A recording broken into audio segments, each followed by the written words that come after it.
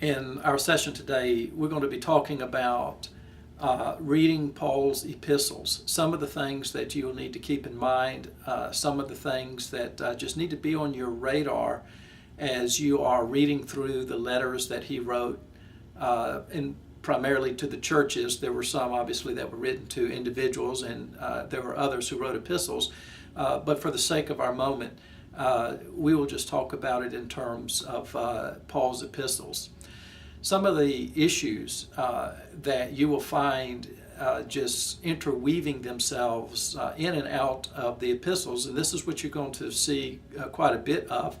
There are just a number of currents that flow through these epistles, and certainly one of them, one of the major ones of the day in which Paul ministered, was the relationship between Jews and Gentiles.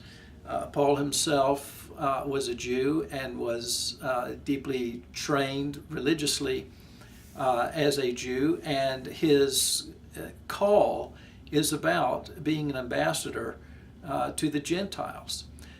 Jesus was a Jew. The Jesus stories are primarily cast in Jewish terms, and oftentimes when we think about Jesus, or we think about Paul, or we think about the early church or Pentecost, begin to realize that with the coming of the Spirit and with all that unfolds in that context, the gospel or the good news of Jesus is now available just as much to Gentiles or non-Jews as it is to Jews.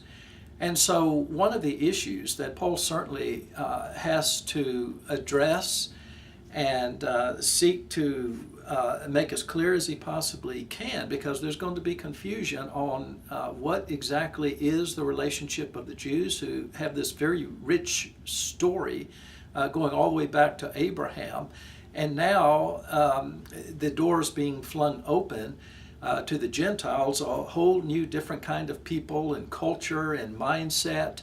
How is that going to work out? What is the relationship between Jews and Gentiles? Do Jews and Gentiles relate to God the same way?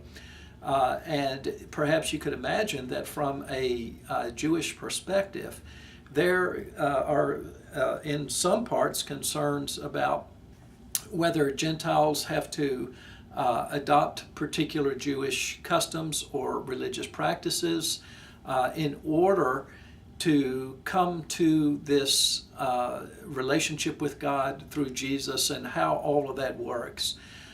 So you will find oftentimes as you're reading through Paul's epistles, you're going to see that there are a number of places where he has to describe, define, address, respond to the nature of the relationship between Jews and Gentiles. Another issue that you are going to see in the epistles has to do with Paul's authority. As who is Paul, and what kind of authority does he have to kind of be bursting on the scene and to visit places that he visits and writes letters back to these places? And what distinguishes him or his particular apostolic authority from, let's say, anybody else? And there are going to be moments in which Paul's authority is going to be in question. Paul apparently doesn't like to talk about himself, but when critics or voices arise that demand a response, Paul will do so. And in those places, Paul will address in some way or form his authority as an apostle of Jesus Christ. And so it's really quite interesting as you read the epistles to kind of watch and follow along as to how Paul lives out this authority that God has given him, how he serves as an authority in an apostolic role, and how he responds to his critics, and how that story plays out. Closely aligned to that is Paul's own story, his own, in a sense, autobiography. Was not customary in that world, or at least it doesn't come through in these epistles, that Paul gives a tremendous amount of autobiographical information. Again, it is basically when he has to. It is when he has said or done what he can, but a particular situation demands that he offer a little something of his own story. And it is quite interesting that when you look at these glimpses or these moments in his epistles where there is something of a more autobiographical type flavor, it is often cast in terms of suffering. Now, the book of Acts will share with us or give us some information about Paul, obviously his calling, his road to Damascus experience, and places he visited. So we're really talking about the letters that he wrote back to the churches. And when Paul seems to be placed in the corner and he is writing about himself, or he feels the need or compelled to in response probably to some form of criticism, he often does so in terms of apostolic suffering.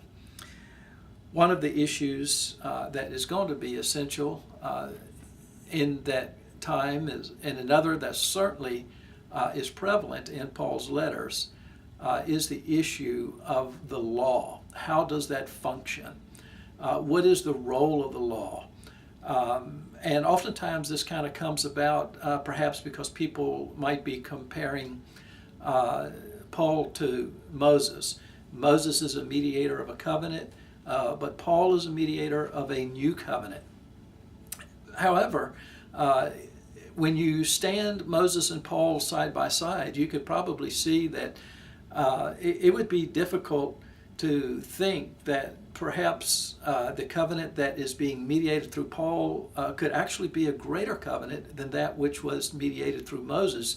You get the long story, the history. We probably see something of the majesty of Moses. You know, his face is shining, his encounters and his experiences with God. Then we look at Paul, we see more of somebody who in fact does have a suffering kind of experience.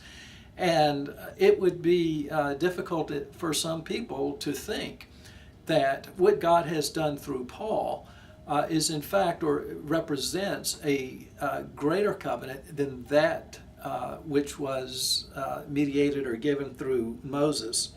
So Paul is going to have to respond in a number of places to the role of the law, the ministry of Moses, what that means now that Jesus has come, now that the Spirit has come.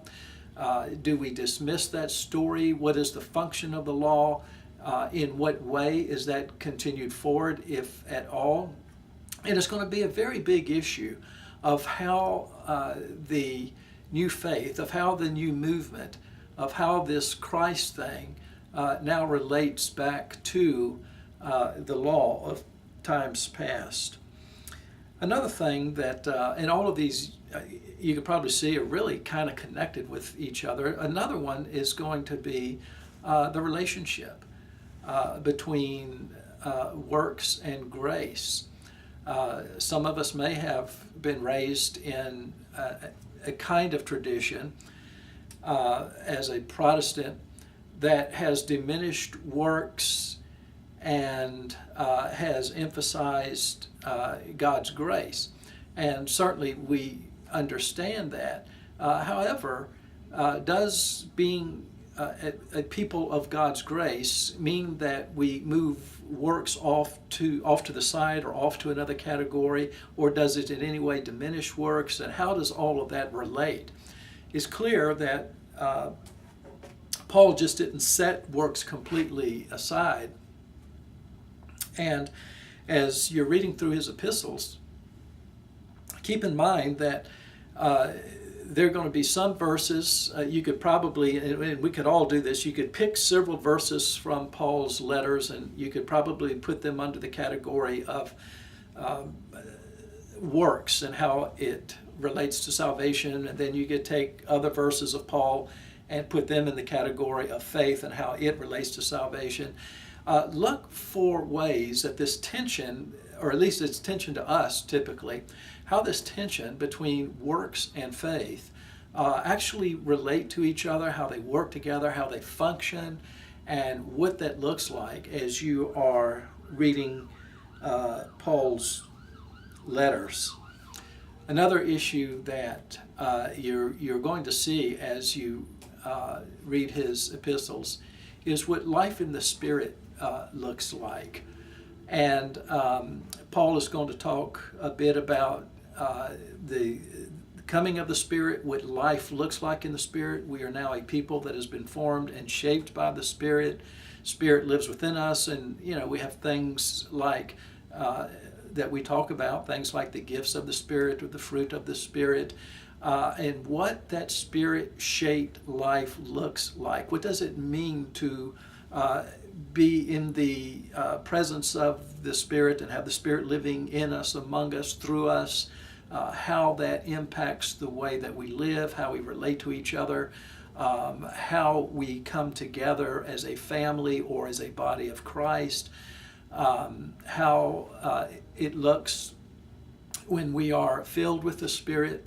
And all of those kinds of issues are certainly going to be very, very significant in Paul's letters as he talks about life in the Spirit and what that looks like and how that unfolds in our life and in our context. Along with these kinds of issues, it's very interesting to think about the reality that when Paul wrote his letters, he did not have access to the written Gospels like we have them today. We tend to think that when you're looking at a New Testament, the Gospels must have been written, put in place, and then Acts, and then Paul came along and wrote his letters. Obviously, Jesus was before Paul, but the stories of Jesus, the gospel presentation of the good news of Jesus, actually, most likely, came after the writing of a good bit of Paul's letters. And so when we're thinking about Paul and the Gospels, it's not as if he's getting ready to write a letter or an epistle and he could just simply turn to the Gospel of Matthew or Mark, Luke, or John and pore over them a little bit and then do some reflection and then based upon that and what he knows about a particular church, write his letter. And so in one sense, Paul becomes a very early interpreter of the Jesus story. In other words, it is clear that the stories of Jesus are public, they are talked about, they are shared in communities, and the Spirit has come. And without the advantage of being able to turn into a document or into a book called the New Testament, Paul, in a sense, has to deal with the church. He knows the Jesus stories he's heard, in whatever ways he has encountered or those stories have come to him. He has the opportunity and something of the mandate to, in fact, take those stories of Jesus and interpret them without the advantage of having written Gospels, interpret them to the churches and along his missionary journey. So just keep in mind that when Paul is ministering and you're reading about his life or you're reading an epistle, that he is in fact having to do so from the perspective or from the occasion of not being able to simply turn to Gospels as sources as he writes his letters. You'll also notice that in some of his letters, Paul will have to deal with issues that arise. Some of those issues have to do with immorality, and when those issues of immorality arise or made known, there are times in which Paul simply has to respond to them. And so as you are reading through these, take note of the kinds of issues that arise that we would consider to be issues of morality or immorality, and how Paul addresses them, and how he encourages or how he instructs a particular church body to respond to these issues.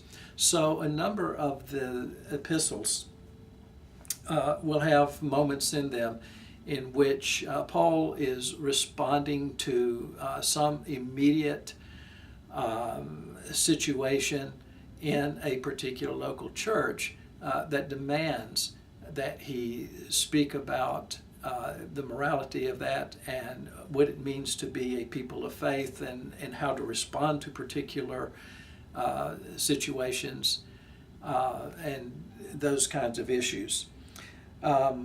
You'll also see a number of places in Paul's epistles where in some cases he'll come right out and say it, and he'll identify, or you become quite aware in the gospel itself, because he states such, that there are a group of people who are falsely teaching the Jesus stories, or the Old Testament, or whatever it is, what life looks like in the Spirit. And in a number of cases, Paul is addressing, or he is responding to the false teaching or the incomplete teaching that is arising in some places. So you'll just want to keep in mind that there are a number of places throughout the epistles of Paul in which you're going to get a sense that there's some form of false teaching that has arisen. In some cases, it's not too difficult to discern what the form of that particular false teaching is. In other cases, it's challenging. It is more like you are having to listen to Paul's end of the conversation, perhaps without hearing what the other person is saying. And in some of his letters, it's clear enough to know that he is responding to some form of false teaching, but it is not so clear in some situations what that false teaching looks like, or what particularly is happening in that false teaching. So you just have to read along closely. In some cases you will know, and in other cases you will have to discern, and might have to do or rely upon individuals who've done some really good historical background reconstruction kind of work that helps us to see what kinds of false teaching issues were being or were taking place at that time, and what Paul was responding to in his letters. Obviously, another issue that Paul is going to address, and is one that is probably is both comforting and challenging to us, is that Paul has to address the nature of the gospel in that culture.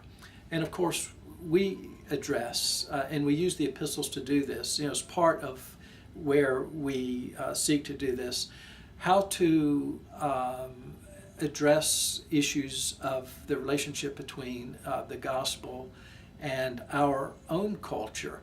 And so as you're reading through the epistles, having an understanding of the culture in which they were written, in which the story of Paul's ministry and missionary work happens, a sense of the religious culture, the political culture, the street culture, and all of those kinds of things are going to be absolutely necessary to help translate what Paul is saying, or to help convey what Paul is saying in his particular cultural context, and that move that over to, or read that, understand that in our particular cultural context. Oftentimes, what he says in his context doesn't have to be changed one bit, or it's clear that what he says in his context is exactly what it would say or mean in our context. But there are other times in which what he says or what he writes is fashioned by, or is shaped by, a particular cultural context, and we have to be understanding of that, in realizing that we too are shaped by a particular cultural context.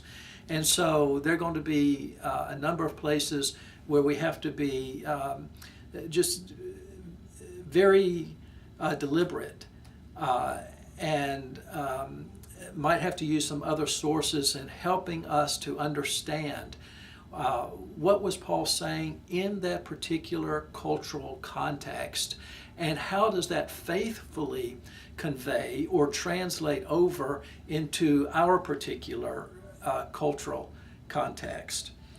So keep your eyes open for things that seem to really be shaped by particular cultural, historical context. And then one last one that I will mention for today will be an understanding of Paul's sense of eschatology, or Paul's sense of the kingdom, how it presents itself, what it is, where it is going.